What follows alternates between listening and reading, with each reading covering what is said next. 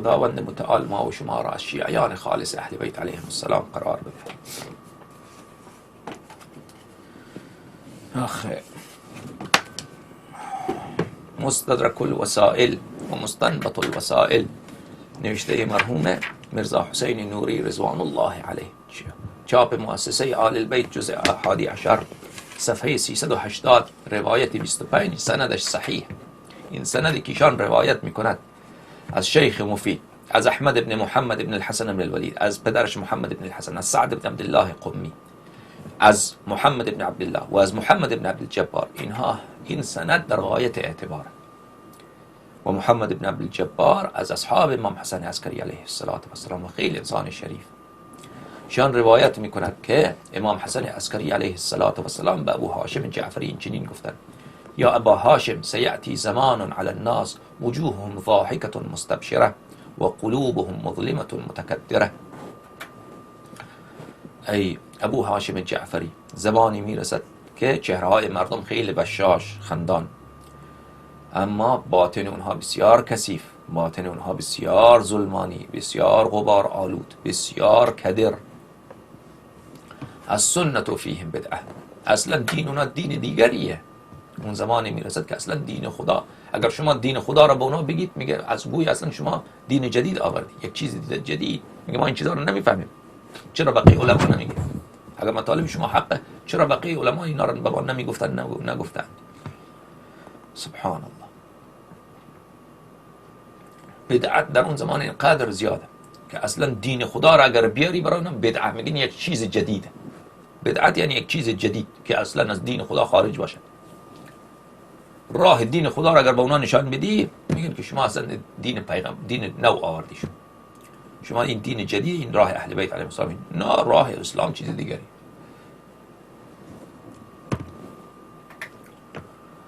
والبدعة فیهم سنه، و بدعات در نزد اونها سنت. بدعات تصوف که کفر محض، ولایت فقیه کفر محض، انقلاب كل راية ترفع قبل قيام الحجة عليه السلام فصاحبها الطاغوت. خلاصه وحدت بین المسلمین. هزار پدر دشمنی با دوستان اهل بیت علیهم السلام، دوستی با دشمنان اهل بیت علیهم السلام، هر کفری نزد اینها دین خدا. اونا میگن این دین خدا واجب، اوجب واجباته. المؤمن بینهم محقر، انسان مؤمن را اینا فحش میدن، توهین میکنن، تحقیر میکنن. والفاسق بینهم موقر، هرچی خائن، فاسد، دزد که میلیاردی میچپد، او ببینی که چقدر به نزدیک احترام دارن از اینا. وزیر، همش وزیر، مرجع تقلید میکیه، همگیش انسان های همچنینی، همگی دزد، خائن، سلطان شکر، حرامزاده، ولد الزنا، آمده مرجع تقلید شده. امراؤهم جاهلون جائرون، کسانی که بر اینا دولت دارد، حکومت دارد، اونا چیه؟ نادان، از دین خدا هیچی نمیدانن، هیچ.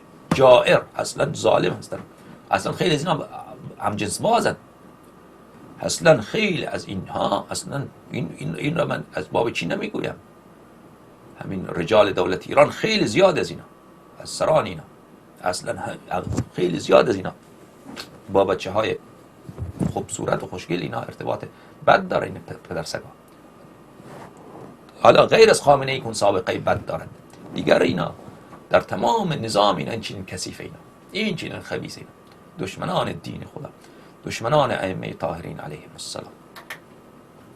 و علماءهم فی ابواب الظلمة سائرون، علمایشان را ببینی که صف میبندن که ما میریم بیعت با اون کافر فاجر فاسق دجال خبیث بکنیم.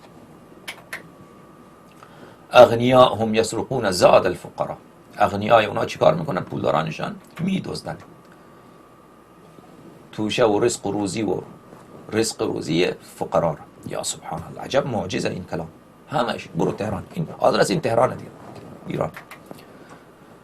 و اصاغرهم یتقدمون علی الکبرى، کوچک ها را ببینی بر بزرگان پیشی میگیره. کوچک، بله، که نه علمی دارد، نه فهمی دارد، نه ادب، میگه این بله این بسیار بله چیه انقلابی، اینو بیا جلو، اینو مسئولیت بین بیاری. و کل جاهل عندهم خبیر، هر جاهلی از دین خدا یک کلمه بلد نیست، این کارشناس ارشده. و کل محیل عندهم فقیر، هر کسی که حیله‌گر باشد، بله میگن که این انسان مستحق به این کمک بکنید. هر کسی که بیاد حیله‌گرای فلسطین کجا میان اینجا، از اینا میان بین کمک کنید که این فقیره. لا یمیزون بین المخلص والمرتاب، بین مخلص و مرتاب یعنی کسی که اخلاص نداره و مخلص کسی که خلوص دارد، بین اونها تمیز قائل فرق قائل نمیشن.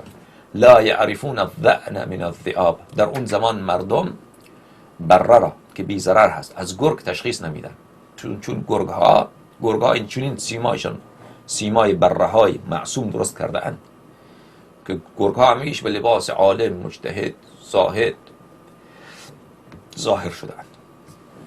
لا یعرفون الذعن، علماءهم شرار خلق الله على وجه الارض، علمای اونها بدترین خلائق روزگار هستن بر روی زمین. الله یاری دروغ میگه راست میگه. دلیل الله یاری لانهم یمیلون الى الفلسفه والتصوف، بخاطر اینکه این علما میل دارن به چی؟ به فلسفه و تصوف، فلسفه و عرفان.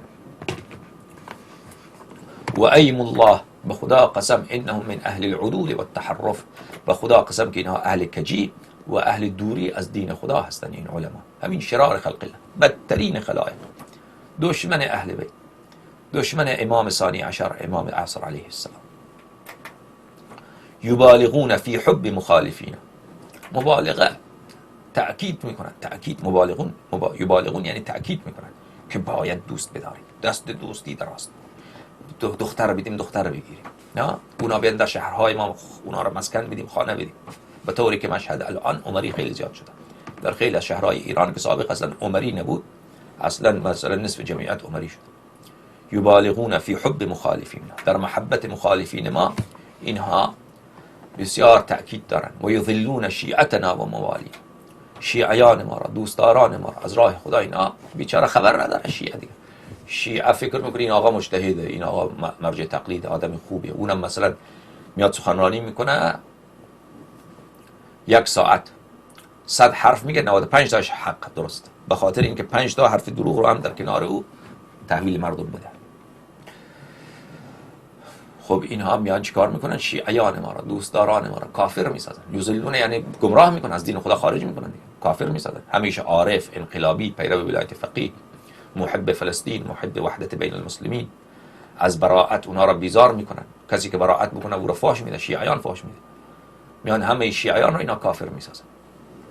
یذلون ان نالوا منصبا لم يشبعوا من الرشاء عن الرشاء، اگر این علما به یک منصب، وزارت خانه، یک مؤسسه برسن، از رشوت سیری نمیکنن. یکی از انسان خیلی ثقه به من گفت این قاضی القضات خامنه‌ای، چی اسمش، لاریجانی، صادق لاریجانی، عروسش که دختر آقای محقق داماد، سید همین پسر آقای مرحوم محقق داماد، پسر او که یک استاد دانشگاه است، دختر او عروس این صادق لاریجانیه و این دختر وکیل، این عروس صادق لاریجانی وکیل دادگستریه. پرونده های خیلی بزرگ را، پرونده های عظیم را که تجار بزرگ در اونجا گیر میکنن، مثلا که میلیاردی باشد، اونا رو این میگیره، میگه بیار 500 میلیون بیار 1 میلیارد، از اون میگیره دیگه. پرونده ای را که او بگیره، چون پدر شوهرش قاضی القضات، رئیس دادگاه، اون دیگر کس او دیگه حتما او هر باطلی را حق میسازد او. بله این چیه؟ چون از بیت علما، پدرش هم عالم، جدش هم عالم، بله، و پدر شوهرش هم عالم، صادق لاریجانی. بعد صادق لاریجانی میاد که سخنرانی میکنه که بله در قوه قضاییه کسی حقوق میلیونی ندارد. خب شما چه احتیاج داری به حقوق میلیونی وقتی که دختر عروس شما اینقدر میدزدد؟ و این کسی که این را برای نقل کرده او ثقه هست، این حرفا گفته و او خیلی تحقیق میکند، بعد از او این مطالب را به من میگوید. ان نالوا منصبا لم يشبعوا من الرشا، اگر یک منصبی یافتن از رشوت هیچ وقت سیر نمیشن. و ان خذلوا عبد الله علی الریا، اگر اینها رو تنها بگذاری بعد اونها عابد میشه، میگه من میرم حوزه اونجا درس اخلاق میدم. الا انهم قطاع طریق المؤمنین، اینها دزدان راه اهل ایمان، راه اهل ایمان را میزنند. قاطع الطریق، دزد گردنگیر، گردنه کی را، راه کی را گرفتن؟ راه مؤمنین را. که شیعیان حیدر صفدر علیه السلام را از امیر المؤمنین علیه السلام جدا بکنه. اینها لشکر ابلیس عزیزان، لشکر ابلیس. اینا سرباز انگلیس، انگلیس گفتم ابلیس، اینا سرباز ابلیس نیستن، اینا سرداران لشکر ابلیس هستن. و الدعاة الى نحلة الملحدین، اینها مردم را دعوت میکنن به راه کفار. به خاطر همینه دیگر که در ایران چقدر بهاییت، مسیحیت و غیران زیاد شده. فمن ادرکهم فلیحذرهم ولیصن دینه و ایمانه. هر کسی که این زمان اینها را درک کنند از این علما برحذر باشد که اینا بدترین خلائق بر روی زمینند. برحذر باشد، دوری بکنید از اینا. الله اکبر. من هر قدر در باب علمای آخر الزمان فکر میکنم مرا وحشت بیشتر میگیره. از حرفای اینا رو میبینم، کارهای اینا رو که میبینم وحشت مرا بیشتر میگیره. اینا چقدر دشمن دین خدا هستن. یعنی اون روایاتی که ما میدیدیم که امام زمان علیه السلام لشکرش میاد در قم، اونجا با اونها معامله کفار حربی میکنند. یعنی زنهای اونها رو به کنیزی میگیرند، مردانشان رو میکشند. این خیلی امر عجیبی بود. الان که میبینیم که واقعا اینا واقعا کافر حربیه، اینها واقعا کافر حربیه. بله. ثم قال يا ابا هاشم هذا ما حدثني ابي عن آبائه جعفر بن محمد علیهم السلام. این بله حدیثی هست که پدر من حضرت امام جواد علیه السلام، حضرت امام هادی علیه السلام، از حضرت امام جواد علیه السلام، از حضرت امام رضا علیه السلام، از حضرت باب الحوائج امام کاظم علیه السلام، از حضرت امام صادق علیه السلام برای من این مطلب را نقل کردند.